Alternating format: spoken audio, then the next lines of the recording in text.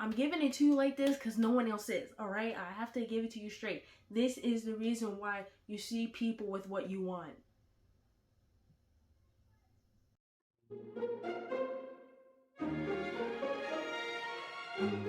Hi guys, welcome back to my channel, Pearly Salah. It's me, Hannah Owen, and I am so glad that you guys clicked on this video today.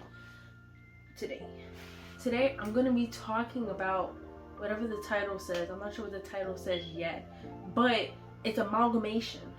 It's a collection of basically just like my thoughts, like my just my word vomit that comes out of my head. And the thing that came to my mind recently was like, my good sis, why are you not creating? Why are you not consistent? No, I just wanted to know. I just want to know. So I have a few notes with me that I made a little bit ago. I put them on my iPad and read a little bit off it, talk to you guys. But the first thing, why you're aware, but you're not taking action. There's like this force field and you're inside of it, or you're a mime in a box and you're like trying to get out, but the box is not even there. You're aware you're not in a box, but you're in a box.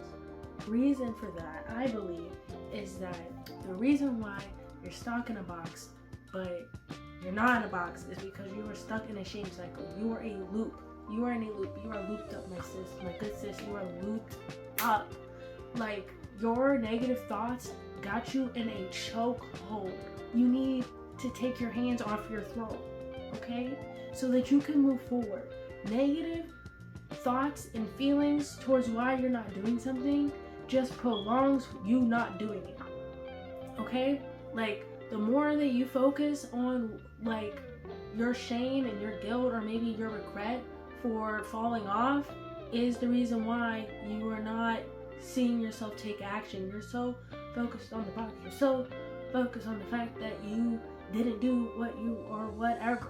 You're so focused on it that you ain't even, like, you don't even care that you know that you're not in a box. You're so focused that you feel like you're in a box, even though you know you're not in a box.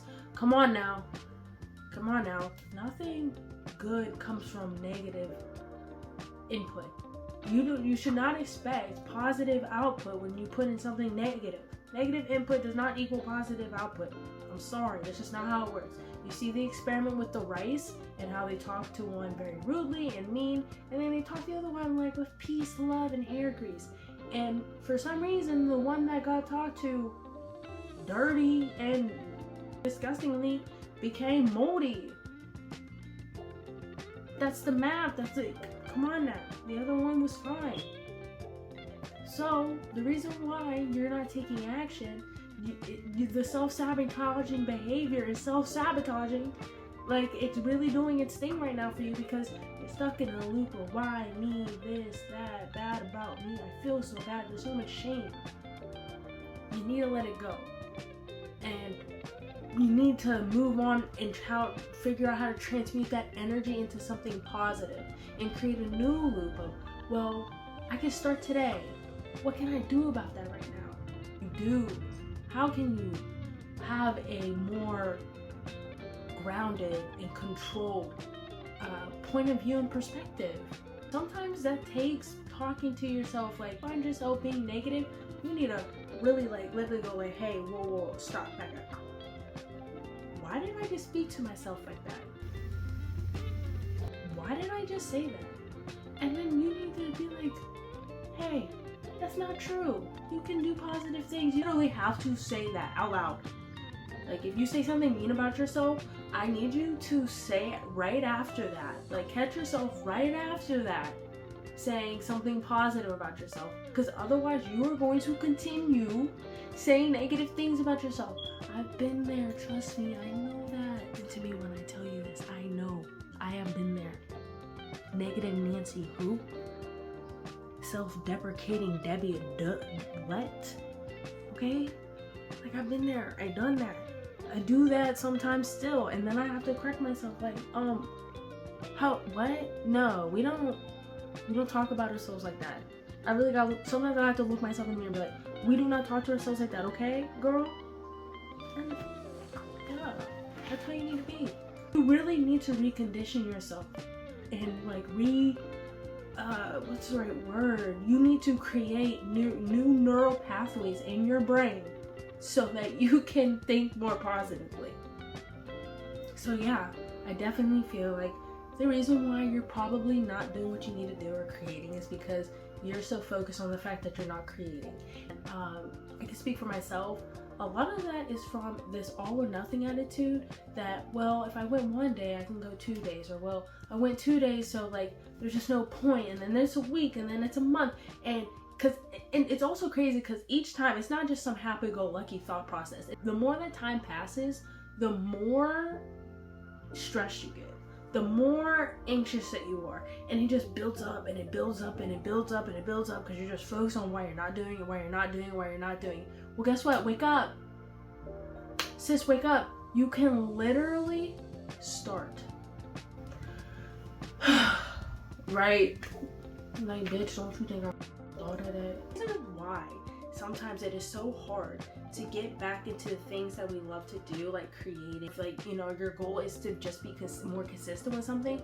The idea of that is that you need to snap out of that shame. You need to snap out of that guilt as quickly as it comes. You can't have this all or nothing attitude where, you know, well, I already went 2 days, what's 3 days? And oh, now I'm so focused on the fact that it's been 3 days, now it's 4 days.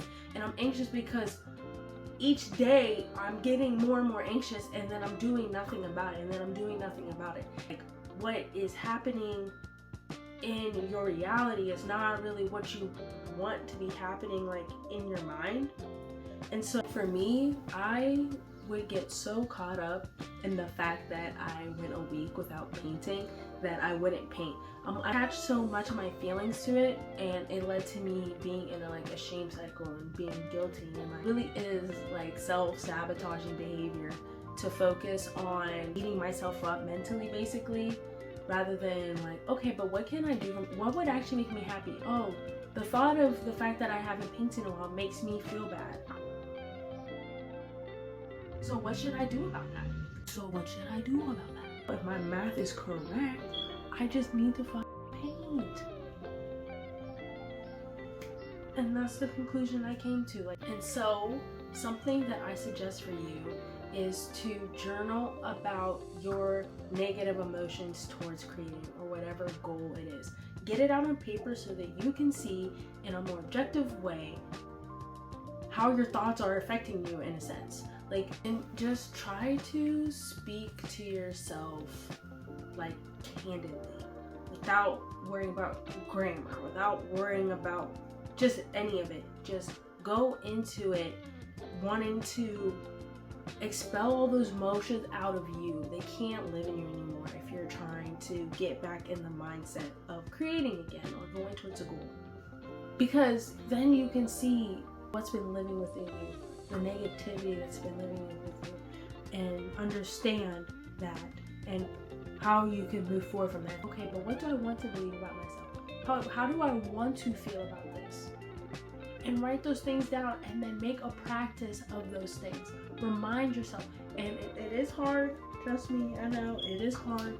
This is not something that just comes intrinsically. Like, this is a skill that, so you know, you have to practice. We have to be realistic here, okay? Like, you have to be practicing in order to see results. You have to be consistent. That's where number 2 comes in. Self-discipline is important. How do you follow through? It is the thing that actually is ensuring that you are seeing things through, and you're not allowing your emotions to be tethered to this and that and everything sideways. Like, when we allow our emotions to dictate what we do, it's just not stable. It's not stable enough. Feelings are so fleeting. We feel good one day, we feel bad the next. Because I've been there and I've done it, and when I'm sad and when I don't want to do something, I don't do anything. And then I'm like wondering why like I feel behind. I'm wondering why I'm like feeling overwhelmed, because I'm like so focused on the fact that I stopped because my mood affected. Self-discipline to like let my mood be and just continue on anyways. And then there's the other aspect. You expect your task to give you immediate gratification, and that's just not the case all the time, especially when you are trying to do something that that's gonna take a while, when you're just doing something that you know requires time. Don't get so caught up in being attached to how it's making you feel, or being attached to good results, or being attached to bad results. It goes both ways, because the reality is when we focus on those things, we forget that all the good that we have. And we also tend to forget that even though we work towards something, doesn't mean we get what we want. Life can just do things like that, okay? As much as we work towards something, as much as we want something done and manifest it exactly how we want to in the right timing, it just doesn't always work that way. And you might find that it happens later for you, and you're so grateful what happened later for you because you were not ready before. You're like, oh my God, thank God, all the things I prayed for, all the things that I wanted, and I felt like you felt like you were being denied, and you felt like you were being redirected. Not even just redirected, you felt like denied and rejected, but you're really being redirected so that you could go into something ready, okay? I truly believe that it's because you are doing that you are where you should be. Does that make sense? I feel like if you didn't have it within you before, that's okay. Does that make sense? Because when you attach your feelings to things, that's when you start saying things like, well, I don't feel like it. Well, it hasn't really been going well. I haven't been getting a lot of views, or it's really hard for me to paint hands or draw hands. When you start thinking about all those things, that's when you start to retreat. That's when you become less consistent, because you're not where you want to be. You are trying to tell yourself all these untrue beliefs about yourself, that maybe I'm not cut out for it, maybe this and that. Allow those feelings to pass. Don't let your thoughts and feelings be a dam in a river. Let it be a leaf, let it flow down, and be like, oh yeah, it does get really difficult sometimes. There are gonna be times where I'm challenging myself and I make really, really ugly art, and that's okay. Ugly art is still art. Things that we focus on are things about how long it's gonna take, and it really is important to detach from that side of your journey, and because it's going to stop you from being present. Oh, it's gonna be so long. It's going to be fulfilling. It's going to be full of triumphs. It's going to be so much full of growth. It is so hard, but it really is something you really gotta snap yourself out of. Whatever goal you have, or whatever it is that you're trying to create, you should probably create more small, tangible, high success rate, if you will, goals for yourself. Small steps that can lead to bigger results. The only way you can keep that goal, that creation alive, the only way right now, in this reality that we're living in right now, the only way to keep that possibility alive is to keep working at it. Things will not just move for you if you are standing still. You need to move. You need to move forward. It needs to be you pushing the rock. A rock is just gonna sit there. Who moved the rock? You did. And who's gonna move you? You are. No one else is coming to save you, sweetheart. I'm sorry to say that. Sorry to say that. It's not what you wanted to hear. It's what you needed to hear, okay? And I wish someone would have told me that 2 years ago, when, oh my God, I'm afraid of being perceived, though I don't want to be on YouTube. And now, I'm literally on YouTube, and I'm still scared, but I am doing it because I need to move. No one else is gonna move for me. I need to move. You need to move. Okay, sis, my good sis, you need to move. It needs to be you. And as much as we want to tie our emotions to things like, oh my God, it was the breakup that made me realize I need to do this, or oh my gosh, it was the hurt that made me, or oh this something good happened and now it reaffirmed. No. Yes, those things had a part in what you were doing, but it was you who decided to do it. All those things, it's a part of it, but remember your power. Remember that you were the one who decided to do that, okay? And I'm saying all this to say that consistency does not hinge on your emotions. It hinges on you, your self-discipline. For a while, this was something that I really struggled with, in the sense that like I felt very undisciplined. I felt like it took a lot to like have authority over myself, to like be a woman of my word, to follow through with the things that I want because that's what I want, and so I'm gonna go do that. Like instead of I'm planning a lot, but I'm not manifesting a lot. And so I had to take a step back and be like, well, okay, really observe yourself as a person, in your thoughts and your patterns and your behaviors and your beliefs about yourself, so that you can get to the bottom of why it is so hard for you to be consistent. Why is it so hard for you to be consistent? Wow. I lack authority over myself. I lack self-discipline. And because I do have like my own issues with authority, like, bitch, what the fuck? You're not telling me what the fuck to do. For some reason, I kind of like have like that own attitude with myself. It doesn't even make sense. So something that I've learned something I've learned through trying to approach it in a different way, like forget about consistency. Self-discipline to be consistent, okay? Self-discipline to create art. Self-discipline to do this, okay? It takes self-discipline to be consistent. Do you know what I'm saying? Like, I'm gonna probably draw a diagram or something so that you can see the umbrella that self-discipline really is. That was my aha moment, okay? I was like, that makes so much sense. That makes so much sense. Because self-discipline is saying, regardless of how I feel, I need to keep moving, okay? And that's a fucking word. I just ate that, okay? Okay, so the last part that I would like to add is that there might be too much friction between you and your goals. And yes, I know I look different. It's another day. I just needed to add this last tidbit because in the audio from before, it was just not sounding good. I wasn't in a good mood, and I just felt like I wasn't present. I was not showing up how I actually want to show up. Excuse me. So yes, you might be causing too much friction between you and your goals. What does that mean? What is she talking about? What does that look like? Well, I'm gonna tell you. So basically, there are too many tasks that you have to do to achieve the task that you actually want to do. So something that you could think of for an example is you want to wake up and walk, walk a mile every morning, right? You want to wake up early and do that before work, but you don't get enough sleep. You wake up really late. You don't know where your shoes are. Anything that you need is like scattered around the house, right? Now you have to go and find those things just to go for your walk.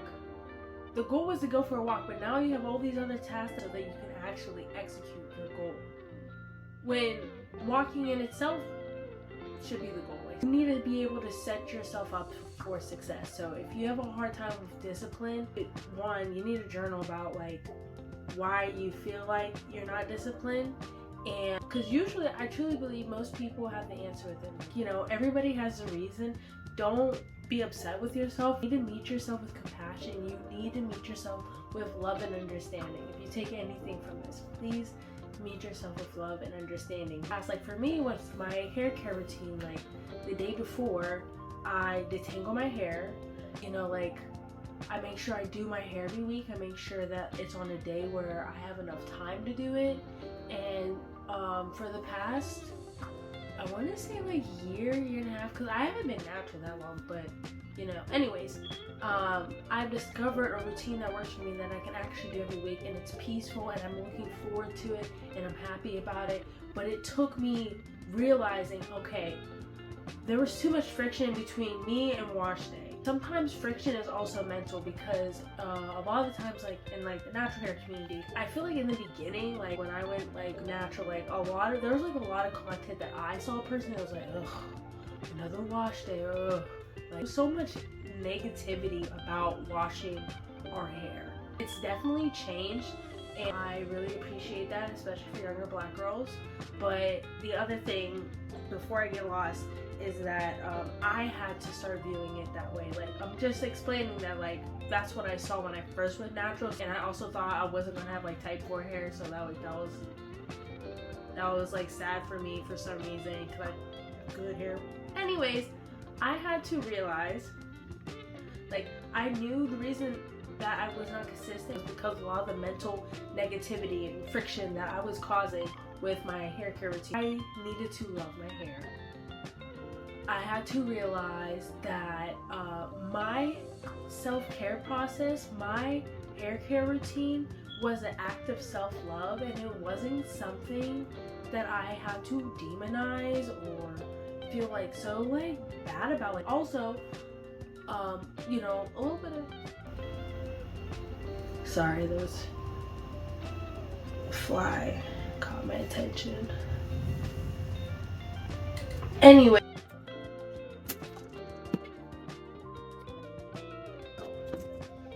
less friction looks like you being excited to walk every morning. It looks like you showing up for yourself. It will open you up to who you are capable of being. When you're all negative, it just like you shut down and you shut down and you shut down, and then eventually you're not motivated, you're discouraged. I literally have, I'm gonna show you.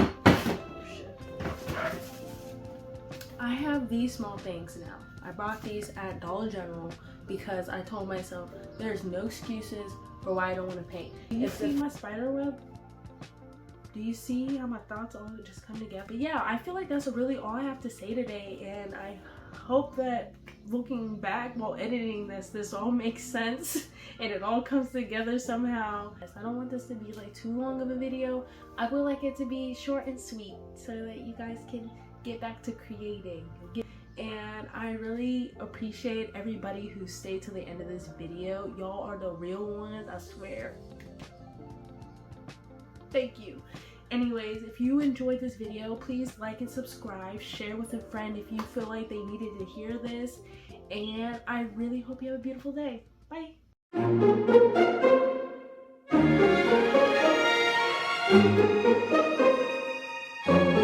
just get a dopamine hit from social media, okay? Alright? My good sis, you need to go do something. You see people doing what you want to go do that thing. Go outside, put your feet on some grass, okay? Life is not just in here, alright?